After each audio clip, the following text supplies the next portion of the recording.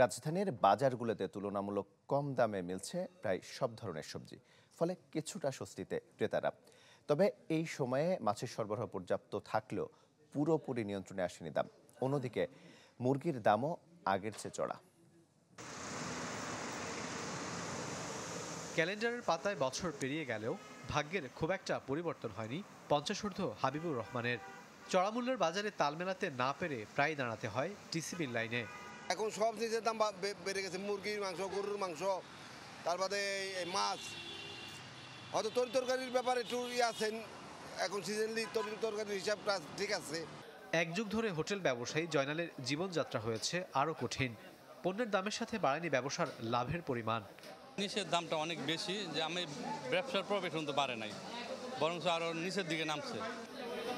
বছরের শুরুতে থাকে উৎসবের আমেজ, যাতে মুরগির চাহিদা থাকে কয়েক গুণ। ফলে সব ধরনের মুরগির দাম এখন আকাশচুম্বী।